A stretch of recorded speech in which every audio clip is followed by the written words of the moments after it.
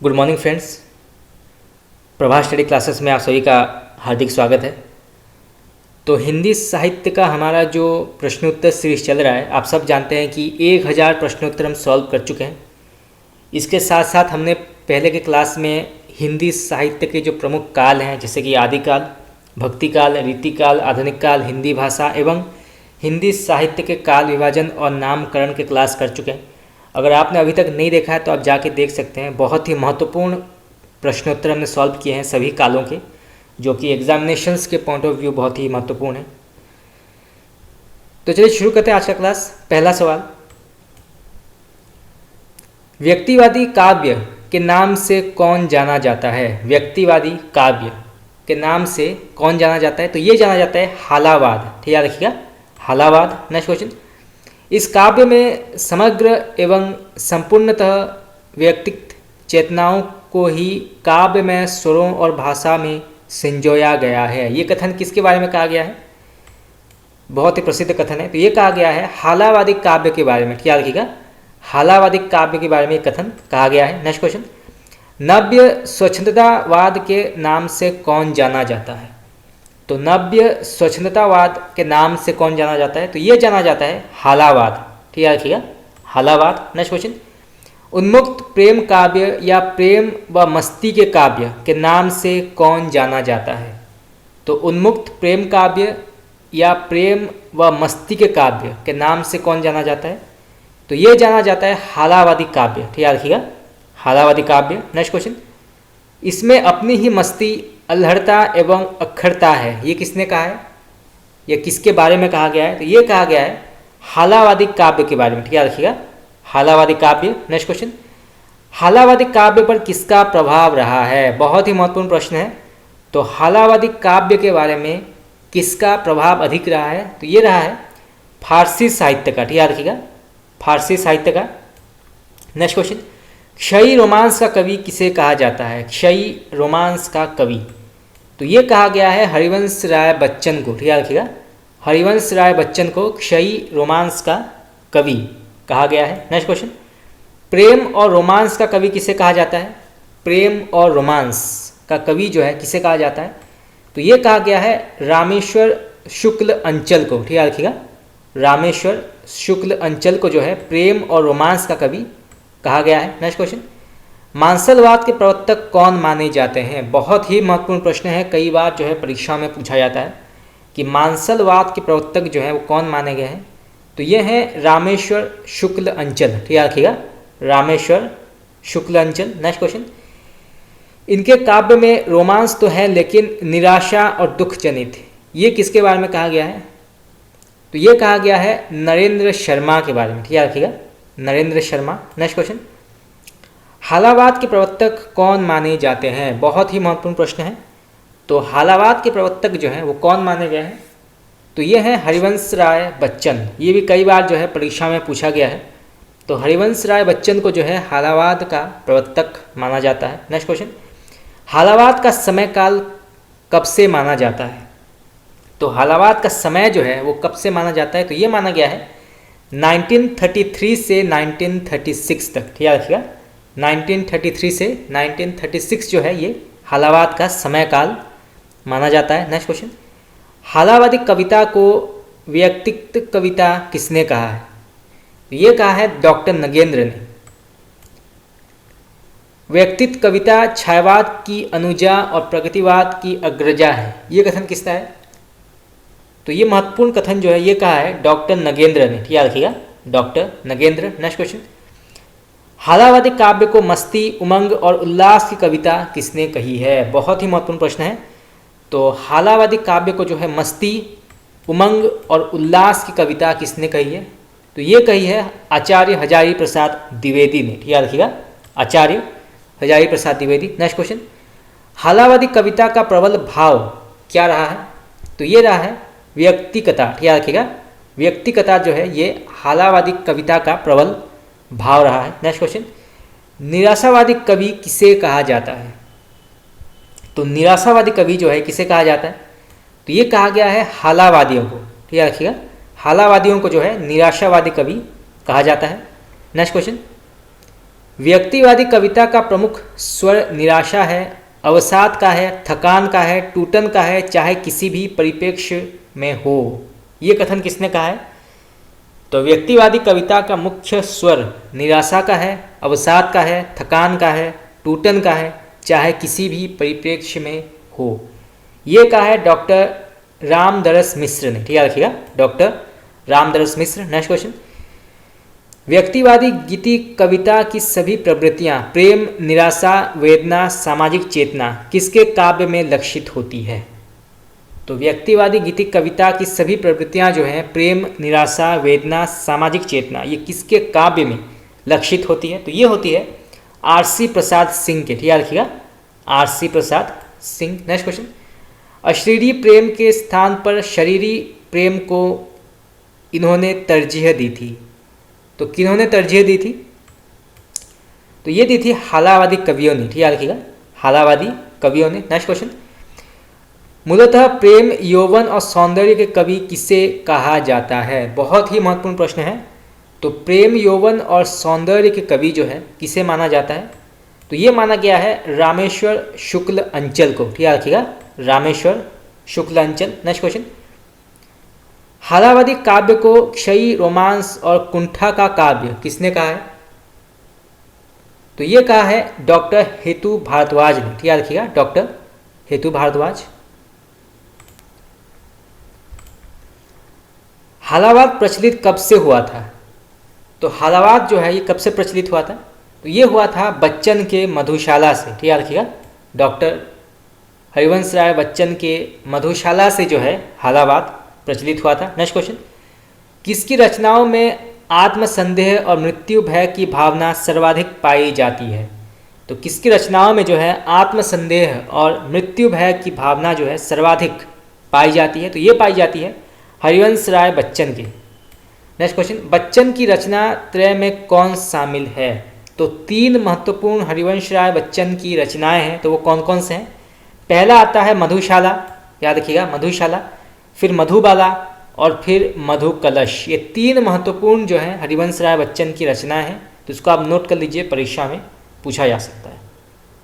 चलिए आगे बढ़ते हैं। नेक्स्ट क्वेश्चन, नगेंद्र ने कवि देव की किस रचना को नायिका भेद का विश्वकोश माना है? तो नगेंद्र ने कवि देव की किस रचना को जो है नायिका भेद का विश्वकोश माना है? तो ये माना है सुख सागर तरंग। ठीक है, रखिएगा, सुख सागर तरंग। नेक्स्ट क्वेश्चन, पद्माकर की कौन सी रचना वाल्मीकि के रामायण का छायानुवाद है? तो पद्माकर की कौन सी रचना जो है वाल्मीकि के रामायण का छायानुवाद है? तो ये माना गया है राम रसायन। ठीक है, रखिएगा, राम रसायन जो है ये वाल्मीकि के रामायण का छायानुवाद माना गया है। नेक्स्ट क्वेश्चन, यमुना लहरी किसकी रचना मानी गई है? यमुना लहरी कई बार ये परीक्षा में पूछा गया है। तो ये मानी गई है ग्वाल की। ठीक है, रखिएगा, ग्वाल कवि की मानी गई है यमुना लहरी। नेक्स्ट क्वेश्चन, बिहारी सतसई के प्रथम टीकाकार कौन थे? तो बिहारी सतसई के प्रथम टीकाकार जो हैं वो कौन थे? तो ये माने गए हैं कृष्णलाल कवि। ठीक है, रखिएगा, कृष्णलाल कवि। नेक्स्ट क्वेश्चन, बिहारी को पीयूष वर्षी मेघ किसने कहा है? तो बिहारी को जो है पीयूष वर्षी मेघ किसने कहा है?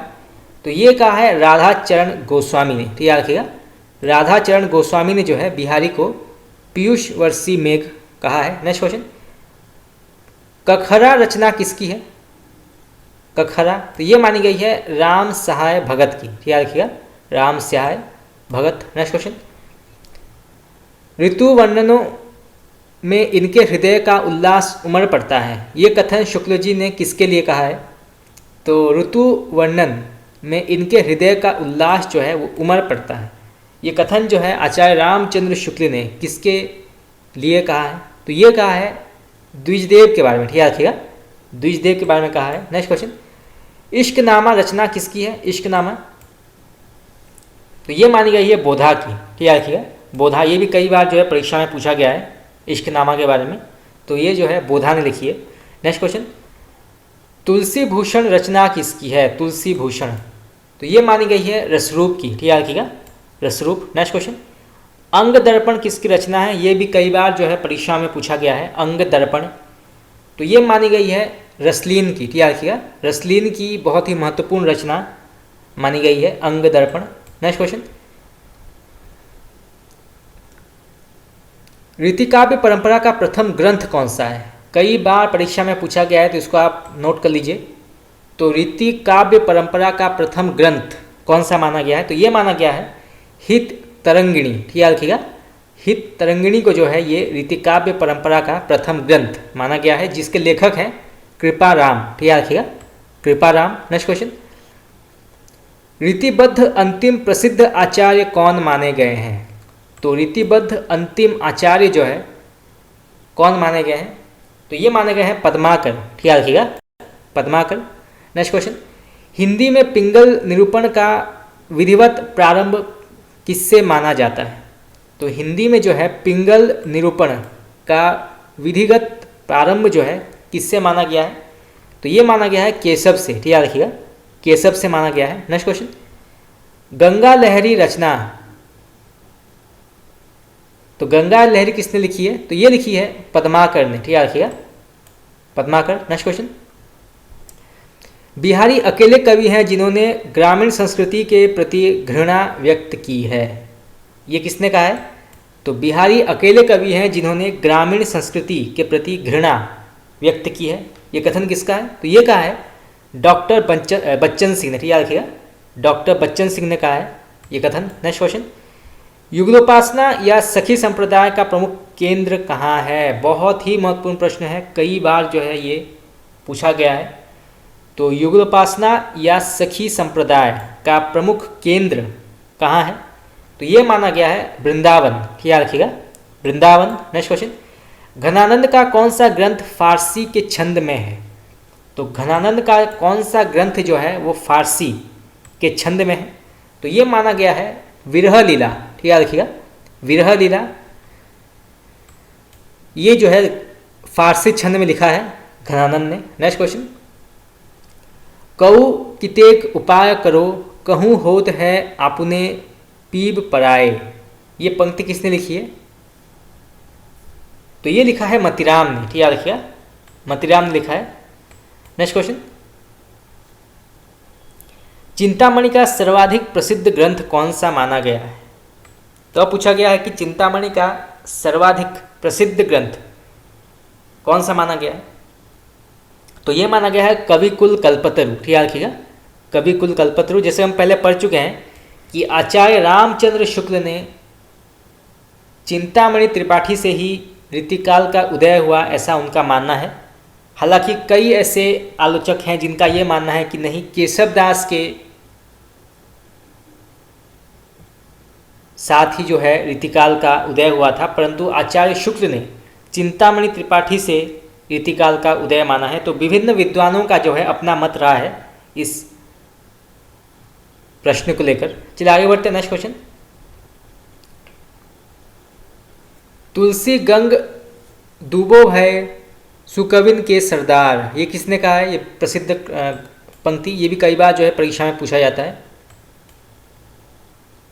तो ये लिखा है भिखारी दास ने, याद रखिएगा, भिखारी दास। नेक्स्ट क्वेश्चन, नैन नचाई कहो मुस्काई लला फिर आइयो खेलन होली, यह आपने अवश्य सुना होगा, बहुत ही प्रसिद्ध पंक्ति है। तो नैन नचाई कहो मुस्काई लला फिर आइयो खेलन होली, ये कहा है पद्माकर ने, याद रखिएगा, पद्माकर ने कहा, ये प्रसिद्ध कथन। नेक्स्ट क्वेश्चन, अमिय हलाहल माघ भरे श्वेत श्याम रत्नार, ये भी बहुत ही प्रसिद्ध पंक्ति है, कई बार परीक्षा में पूछा गया है, खास करके अमिय हलाहल माघ भरे, ये कई बार पूछा गया है। तो इस कथन के लेखक कौन है? तो ये लिखा है रसलीन ने, याद रखिएगा, रसलीन ने लिखा है। नेक्स्ट क्वेश्चन, ब्रजभाषा हेतु ब्रजवास हीन अनुमानो, ये एक और प्रसिद्ध पंक्ति है, ये भी कई बार परीक्षा में पूछा गया है। ब्रजभाषा हेतु ब्रजवास हीन अनुमानो, ये कहा है केशव भिखारी दास ने, याद रखिएगा, भिखारी दास ने कहा है। नेक्स्ट क्वेश्चन, केशव को भाषा का मिल्टन किसने कहा है?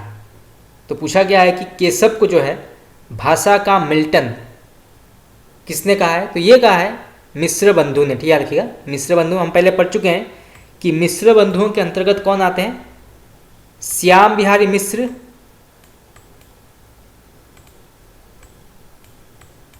गणेश बिहारी मिश्र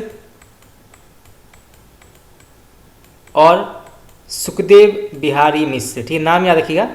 श्याम बिहारी मिश्र, गणेश बिहारी मिश्र और सुखदेव बिहारी मिश्र जो हैं ये मिश्र बंधुओं के अंतर्गत आते हैं। कई बार जो है परीक्षा में पूछा जाता है कि क्या गणेश बिहारी मिश्र जो हैं ये मिश्र बंधुओं के अंतर्गत हैं या नहीं। चलिए आगे बढ़ते, नेक्स्ट क्वेश्चन। बीरबल से मित्रता और अकबर से अनबन किस रीतिकालीन कवि की थी? बहुत ही महत्वपूर्ण प्रश्न है। तो बीरबल की से मित्रता और अकबर से अनबन किस रीतिकालीन कवि में थी? तो ये थी केशव दास के साथ, याद रखिएगा, केशव दास। Next question.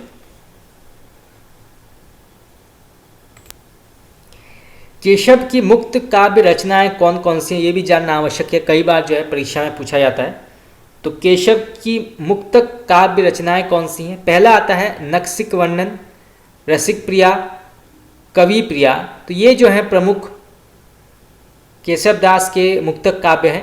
बाकी जो हैं प्रबंध काव्य में उन्होंने लिखा है। तो कई बार जो है हर बार केशव दास के मुक्तक काव्य का पूछा जाता है कि कवि प्रिया जो है ये केशव दास की कौन सी काव्य मानी गई है, मुक्तक रचना, मुक्तक काव्य या फिर प्रबंध काव्य।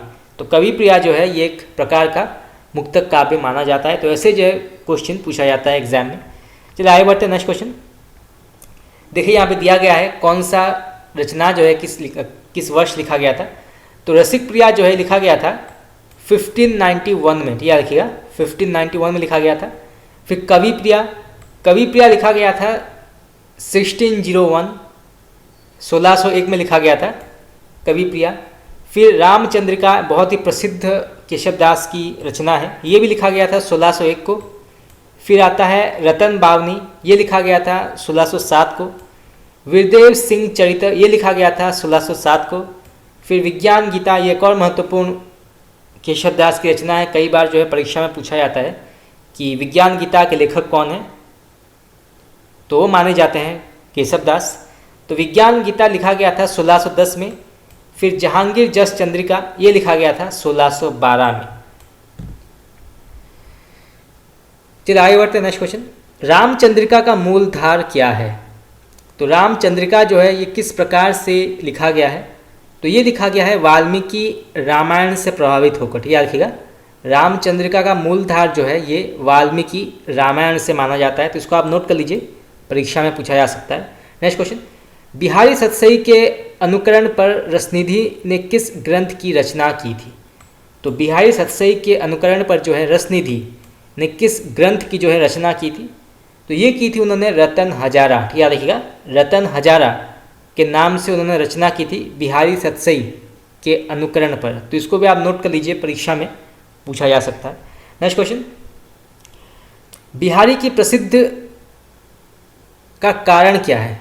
तो बिहारी जो है, बिहारी लाल, वो रीतिकाल में बहुत ही प्रसिद्ध कवि थे। उनकी एक ही रचना जो है वो पूरे रीतिकाल में प्रसिद्ध हो गई थी, बिहारी सतसई।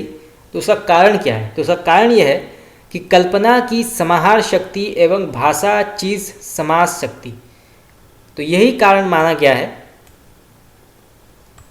कल्पना की समाहार शक्ति और भाषा समास शक्ति जो है ये बिहारी की प्रसिद्धि का मुख्य कारण है। तो इसको आप नोट कर लीजिए, परीक्षा में कई बार जो है पूछा जाता है, खास करके ये पूछा जाता है कि कल्पना की समाहार शक्ति जो है ये बिहारी की प्रसिद्धि का मुख्य कारण है। तो इसको आप नोट कर लीजिए, परीक्षा में पूछा जा सकता है। Next question. रीतिकाल को कलाकाल नाम किसने दिया था? बहुत ही महत्वपूर्ण प्रश्न है, कई बार जो है एग्जाम में पूछा गया है कि रीतिकाल को कलाकाल नाम किसने दिया था। तो ये दिया था रमाशंकर शुक्ल रसाल ने, याद रखिएगा, रमाशंकर शुक्ल रसाल ने नाम दिया था रीतिकाल को कलाकाल। रसाल जो है इनका उपनाम है, तो आप नोट कर लीजिए, कई बार जो है परीक्षा में पूछा जाता है कि रसाल उपनाम किस कवि का माना गया है। तो ये माना गया है रमाशंकर शुक्ल का। चलिए आगे बढ़ते हैं, नेक्स्ट क्वेश्चन। छंदों का वैविध्य किस ग्रंथ को कहा जाता है? छंदों का वैविध्य, तो ये माना जाता है रामचंद्रिका को, याद रखिएगा, रामचंद्रिका। Next question. श्री राधा शुधा शतक के रचयिता कौन है? श्री राधा सुधा शतक। तो ये माना गया है हटी जी, ठीक है रखिएगा, हटी जी की रचना मानी गई है श्री राधा सुधा शतक। नेक्स्ट क्वेश्चन, खड़ी बोली में रचित भाषा योग वशिष्ठ के रचनाकार कौन है? बहुत ही महत्वपूर्ण प्रश्न है, कई बार जो है परीक्षा में पूछा गया है कि खड़ी बोली में रचित भाषा योग वशिष्ठ के रचनाकार कौन माने गए हैं? तो ये हैं राम प्रसाद निरंजनी, ठीक है रखिएगा, राम प्रसाद निरंजनी। परीक्षा में प्रश्न ये भी पूछा जा सकता है कि भाषा योग वशिष्ठ जो है ये किस भाषा में लिखा गया है? तो ये लिखा गया है खड़ी बोली में, ठीक है रखिएगा, खड़ी बोली। नेक्स्ट क्वेश्चन, ठाकुर नाम के रीतिकाल में कितने कवि हुए हैं? बहुत ही महत्वपूर्ण प्रश्न है। तो ठाकुर नाम से जो है रीतिकाल में कितने कवि हुए हैं? तो ये हुए हैं 3, ठीक है रखिएगा, टोटल 3 कवि हुए हैं। नेक्स्ट क्वेश्चन,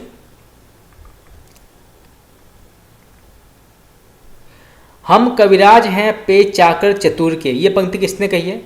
हम कविराज है पे चाकर चतुर के, तो ये लिखा है ठाकुर ने, ठीक है रखिएगा, ठाकुर। नेक्स्ट क्वेश्चन, कुक भरी मुक्ता बुलाए आप बोली है, ये किसने कहा है? तो कुक भरी मुक्ता बुलाए आप बोली है, ये कहा है घनानंद ने, ठीक है, घनानंद ने कहा, ठीक है रखिएगा, घनानंद ने कहा है कुक भरी मुक्ता बुलाए आप बोली है। नेक्स्ट क्वेश्चन, नैनन में जे सदा रहते तिनकी अब कान कहानी सुनियो करे, ये किसने कहा है?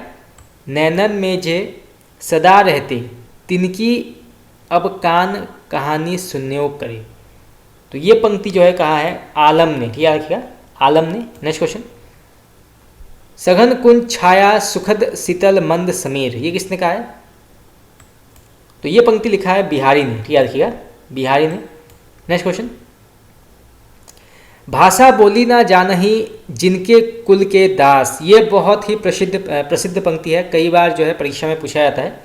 भाषा बोली ना जानही जिनके कुल के दास, इसको आप नोट कर लीजिए।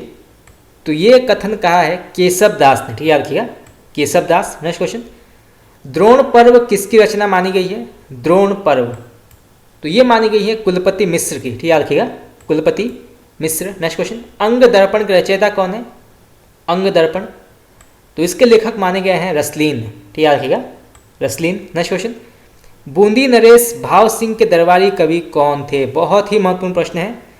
तो बूंदी नरेश भाव सिंह के दरबारी कवि कौन माने गए हैं? तो ये माने गए हैं मतीराम, ठीक है रखिएगा, मतीराम। नेक्स्ट क्वेश्चन, रीतिकालीन काव्य की सर्वप्रमुख भाषा क्या मानी गई है?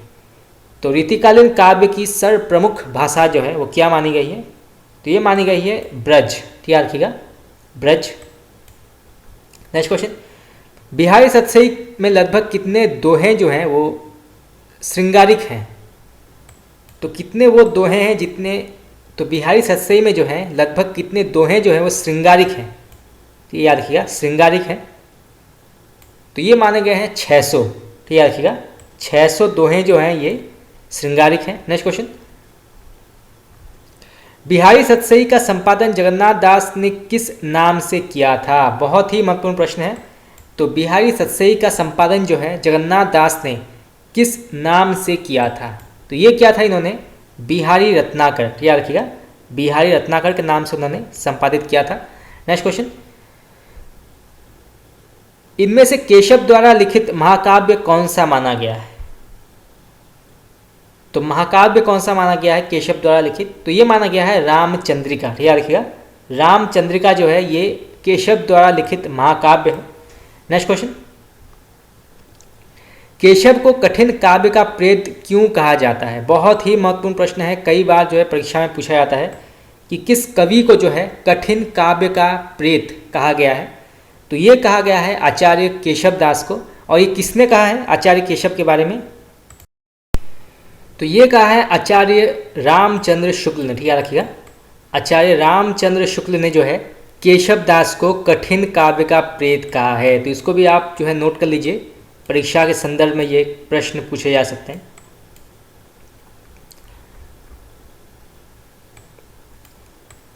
चलिए आगे बढ़ते नेक्स्ट क्वेश्चन।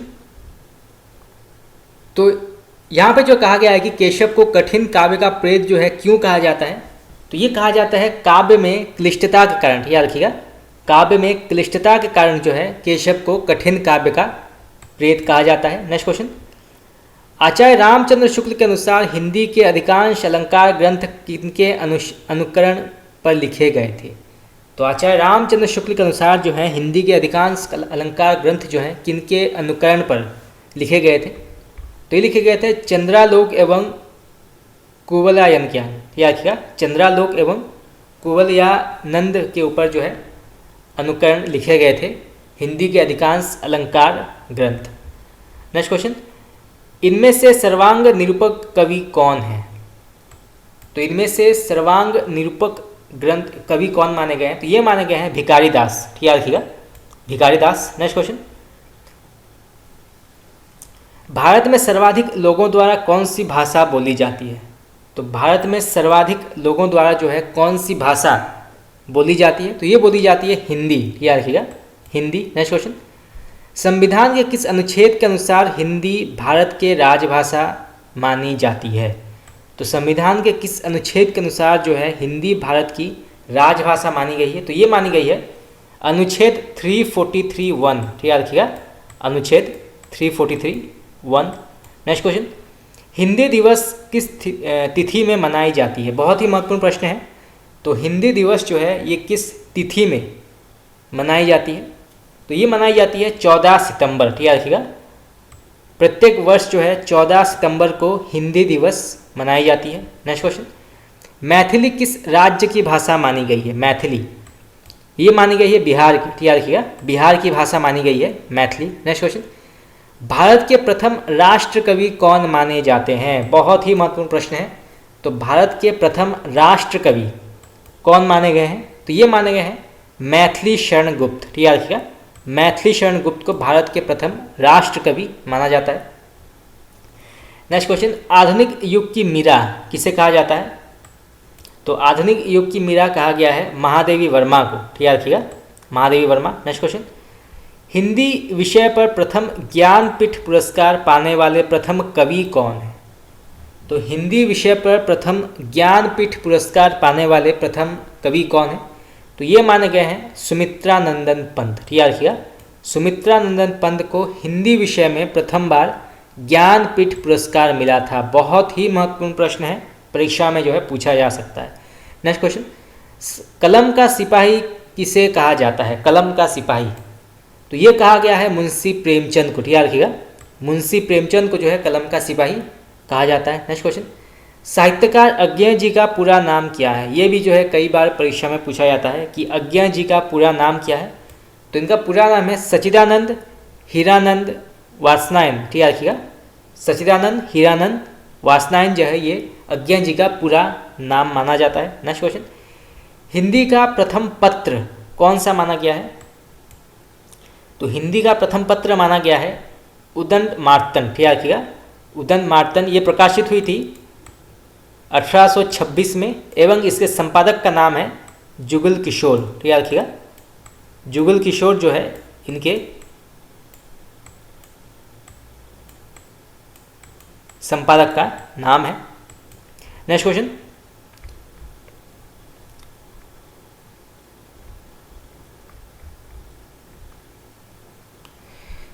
रामधारी सिंह दिनकर को किस रचना के लिए ज्ञानपीठ पुरस्कार मिला था? तो अब पूछा गया है कि रामधारी सिंह दिनकर को जो है किस रचना के लिए ज्ञानपीठ पुरस्कार मिला था? तो ये मिला था उर्वशी के लिए, याद रखिएगा, उर्वशी के लिए उन्हें ज्ञानपीठ पुरस्कार मिला था। नेक्स्ट क्वेश्चन, देश का पहला राष्ट्रीय हिंदी संग्रहालय कहाँ स्थापित किया गया है?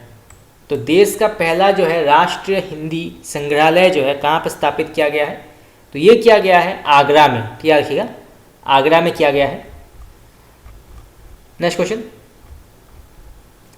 भारत का शेक्सपियर किसे कहा जाता है? भारत का शेक्सपियर, तो ये कहा गया है कालिदास को, याद रखिएगा, कालिदास को कहा गया है। नेक्स्ट क्वेश्चन, मध्य प्रदेश के किस जिले को देश का प्रथम हिंदी साक्षर जिला घोषित किया गया है? तो मध्य प्रदेश के किस जिले को जो है देश का प्रथम हिंदी साक्षर जिला जो है घोषित किया गया है? तो ये किया गया है नरसिंहपुर को, याद रखिएगा, नरसिंहपुर को ये घोषित किया गया है। तो फ्रेंड्स आज के लिए इतना ही। आज जो है हमने कुछ और महत्वपूर्ण हिंदी साहित्य के प्रश्नोत्तर सॉल्व किए। अभी और भी बहुत सारे प्रश्नोत्तर सॉल्व करना बाकी है। इसके अलावा जो है हम पाश्चात्य एवं भारतीय काव्यशास्त्र भी पढ़ेंगे। उसके बाद प्रीवियस ईयर के जो क्वेश्चंस हैं हिंदी साहित्य के वो भी हम पढ़ेंगे। तो आज के लिए इतना ही। आपका बहुत बहुत धन्यवाद।